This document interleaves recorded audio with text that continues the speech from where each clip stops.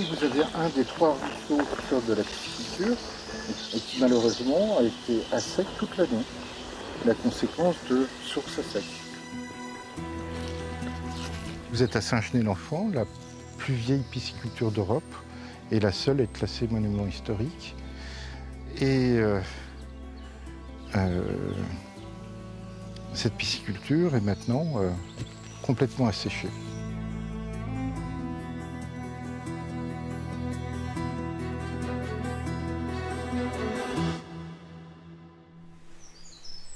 Niché au cœur de l'Auvergne, région de France connue pour ses volcans et la qualité de ses eaux, le site a été créé au XVIIe siècle par les ancêtres d'Édouard de Féligonde.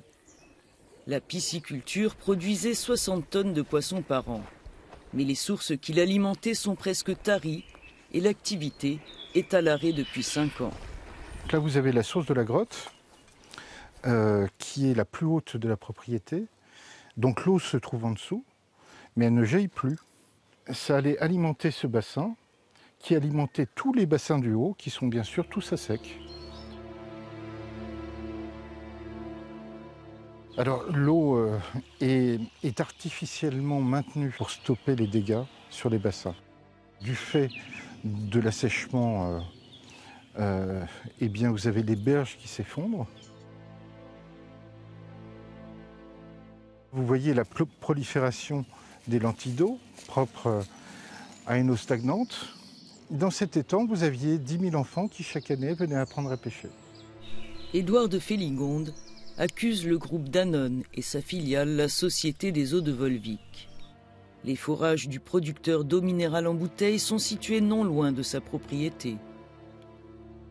Depuis la prise de contrôle du groupe Danone de la Société des eaux de Volvic, en 1993, les prélèvements ont été multipliés par 4. Le groupe Danone produit à Volvic 1,750 milliard de bouteilles de 1,5 litre, tout en plastique. C'est comme ça que nous arrivons, non pas à une sécheresse comme beaucoup aimeraient le faire croire, mais à un assèchement des sources de la propriété. Cet assèchement est organisé par Danone et le préfet. Le préfet donnant les autorisations et Danone faisant sa marge. On voudrait vous faire croire que ce qui se passe à Volvic est dans un environnement de sécheresse nationale, ce qui est complètement faux. Si Danone s'arrête, l'eau revient. Édouard de Féligonde a engagé des actions en justice contre le groupe Danone et les pouvoirs publics qui accordent les autorisations de pompage. Un récent arrêté de restriction de la consommation d'eau potable a été imposé dans une trentaine de communes du département. La mesure relance le débat sur l'impact des prélèvements industriels sur la baisse des débits des sources et des nappes phréatiques. Les restrictions ne concernent pas la Société des eaux de Volvic. L'entreprise pompe en profondeur de l'aquifère dit impluvium, à distance de la galerie qui alimente les réseaux de distribution d'eau potable. Déclinant mes demandes d'interview, l'entreprise me fait parvenir une communication écrite. Étant effectuées en aval de la source d'eau potable, les activités de Volvic n'ont pas d'impact sur la disponibilité de la ressource dans les réseaux d'eau potable. Néanmoins, nous avons acté une baisse de 5% de nos autorisations de prélèvement pendant la durée de cet arrêté. La Société des eaux de Volvic est autorisée à prélever 2,8 milliards de litres d'eau par an. En 2020, les ponctions s'élevaient à 2,3 milliards de litres, bien moins que le seuil autorisé. L'engagement de l'entreprise à pomper moins que le plafond fixé par l'État ne diminue pas les prélèvements actuels. Le message passe mal auprès de la population locale, dans une zone déjà mise sous pression par les besoins en eau de l'agriculture intensive. J'ai tenté d'interroger les riverains et les petits agriculteurs du département, mais rares sont ceux à accepter de parler devant la caméra, de peur de fâcher la Société des eaux de Volvic, l'un des plus gros employeurs locaux. Comme pour toutes les entreprises recourant au réseau d'eau potable, Jeff, brasseur artisanal, a dû réduire sa consommation de 25%. De quoi mettre la clé sous la porte, dit-il. Il y a 5 ans, l'entrepreneur avait déjà diminué de plus d'un tiers la quantité d'eau nécessaire à sa production de bière par souci pour l'environnement. Voilà, ça je me demande si c'est un geste que je vais continuer à faire dans mon entreprise, parce qu'avec les restrictions d'eau, je mets en danger tout simplement mon entreprise. Voilà. Moi les efforts, je n'ai pas attendu un arrêt préfectoral pour diminuer ma consommation d'eau. Et on n'a qu'à regarder qui c'est qui pompe le plus. On peut être un grand groupe international et avoir vraiment une vision de partage et de gestion des ressources et des matières premières qui sont intéressantes pour tout le monde. Je vois que Danone n'a pas de contrôle sur le volume. Leur mentalité, c'est d'épuiser les sols, d'épuiser les gens et de servir ceux qui sont à l'autre bout du monde. Donc voilà, que chacun fasse un effort. Des efforts déjà engagés par la Société des eaux de Volvic, c'est ce qu'affirme le responsable de la direction départementale des territoires du Puy-de-Dôme. Fin 2021, on a effectué une première baisse de 10% structurelle et définitive de son autorisation de prélèvement.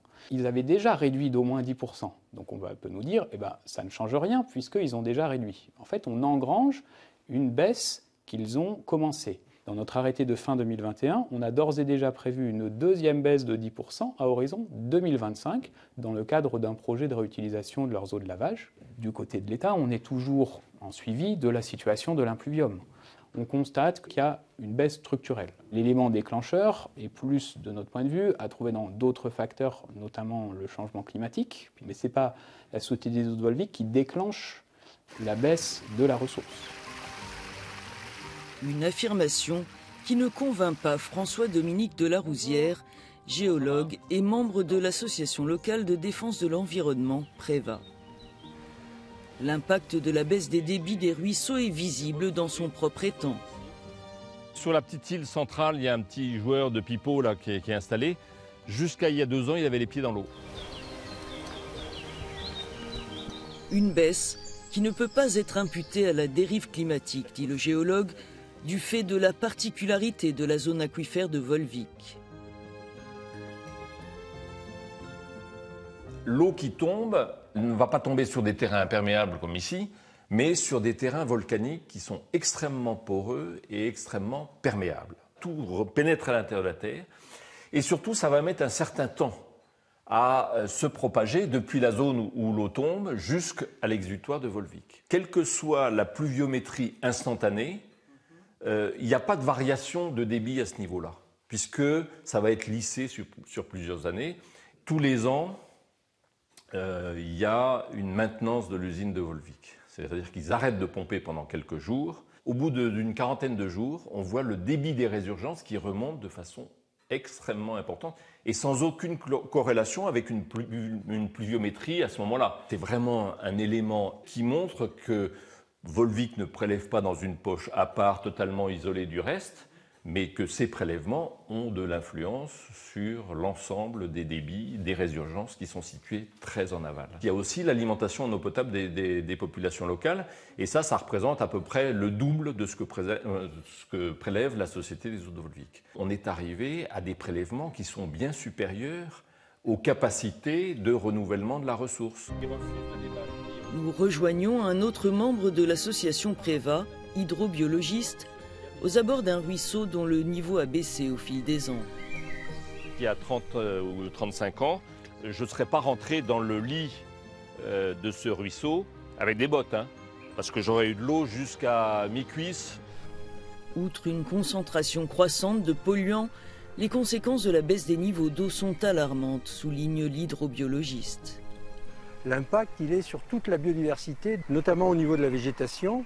Et puis avec ça, il y a évidemment toute une faune associée au ruisseau qui n'existe plus. Ce n'est pas exagéré que de dire que c'est un début de désertification de la zone. On demande le respect de la loi qui dit explicitement quelles sont les priorités d'usage de la ressource en eau, l'adduction d'eau potable et l'alimentation des écosystèmes, qu'ils soient naturels ou qu'ils soient agricoles. On n'a pas une opposition de principe à la commercialisation de l'eau, mais il ne faut pas inverser les priorités.